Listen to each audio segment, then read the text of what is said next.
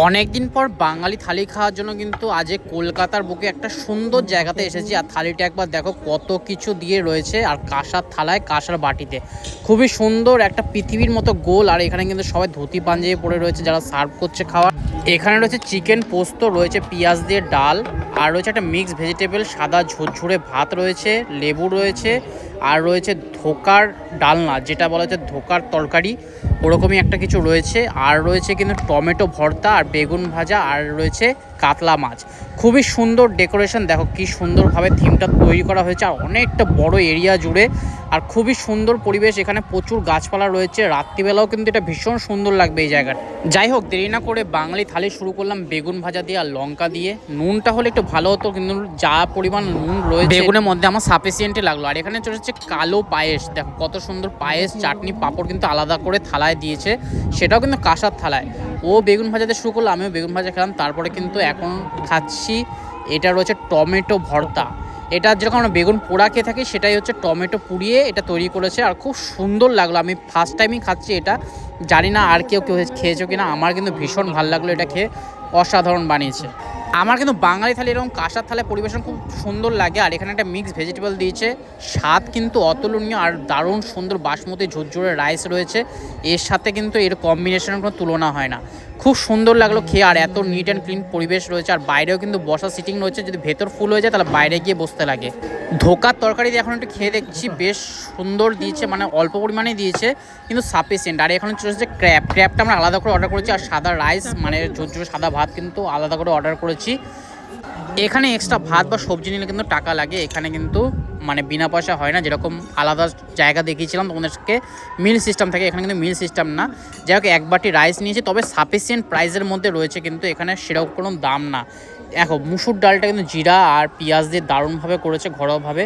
আর রয়েছে লেবু চটকে একটু আলু ভাজা দিয়ে একটু খেয়ে কিন্তু পরে দেখলাম থালিতে আলু ভাজাই নেই, সেই জন্য ক্র্যাব নিলাম, মানে কাঁকড়াটা নিয়ে কিন্তু কাঁকড়া বডির অংশটা একটু খেয়ে দেখবো, কারণ এটার অসাধারণ মানিয়েছে, রসিয়ে কষিয়ে মাংসের মতো করে। এটার দাম নিয়েছে 399, মানে 4 পিস কাঁকড়া, 1 পিস গোটা কাঁকড়া দিয়েছে, সেটাকে 4টে ভাগ করা হয়েছে।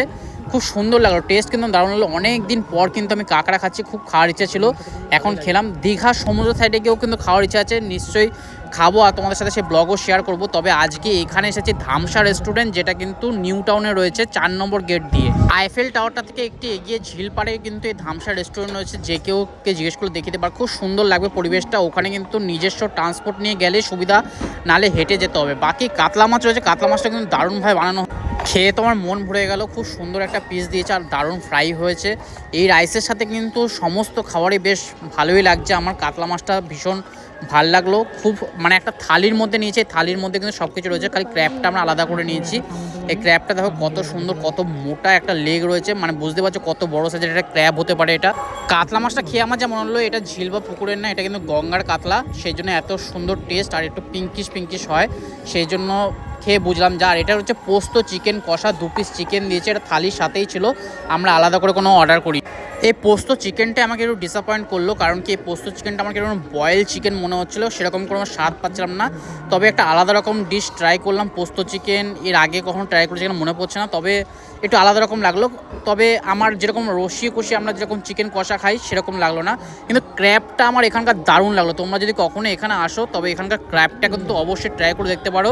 রিজনেবল প্রাইসে এত বড় সাইজের একটা ক্র্যাব আর এত টেস্টি। আমরা যে থালিটা নিয়েছি মাছ মাংস দিয়ে, সেটা কিন্তু 250 টাকার মধ্যে হয়ে গেছে, এর নিচেও কিন্তু 210 টাকারও থালি আছে। ক্র্যাবটা আমার ভীষণ ভালো লাগলো। তোমাদের সাথে মেনু কার্ডটাও শেয়ার করেছি, যাতে তোমরা বুঝতে পারো কত কি প্রাইস আছে এখানকার। তবে সস্তার মধ্যে প্রাইস আছে, কিন্তু এখানে জিএসটি লাগানো হয়, স্টেট অ্যান্ড সেন্ট্রাল জিএসটি থাকে, প্লাস ট্যাক্স তোমরা দিতেও পারো নাও দিতে পারো। এখানে এই রয়েছে প্রাইস, এখানে থালির প্রাইস কিন্তু যথেষ্ট রিজনেবল এত সুন্দর রেস্টুরেন্টে। চাটনিটা টমেটোর করেছিল, দারুণ লাগলো। পাঁপড় দিয়ে কিন্তু খেয়ে বেশ মজা লাগে চাটনি। এখানে রসগোল্লা বা পান্তুয়া কোনো মিষ্টি দেওয়া হয়নি, তবে কালো পায়েস দিয়েছে, এটা এখানকার বিশেষত্ব। পায়েসটা দেখো একবার কত সুন্দর, পায়েসটা খেয়ে আমার কিন্তু দুর্দান্ত লাগলো। খুব বেশি মিষ্টি না, খুব সুন্দর একটা বানিয়েছে। আর রেস্টুরেন্টটা তো অপূর্ব, দারুণ থিমেলা রেস্টুরেন্ট, শীতকালে বাইরে বসে বাগানের মধ্যে বসে দারুণ লাগবে। তোমাদের ভিডিও ভালো লাগে থাকে তাহলে অবশ্যই কিন্তু লাইক শেয়ার সাবস্ক্রাইব করতে বলো। দেখা হবে নতুন একটা ভিডিওর সাথে, ততক্ষণ টাটা, বাই বাই।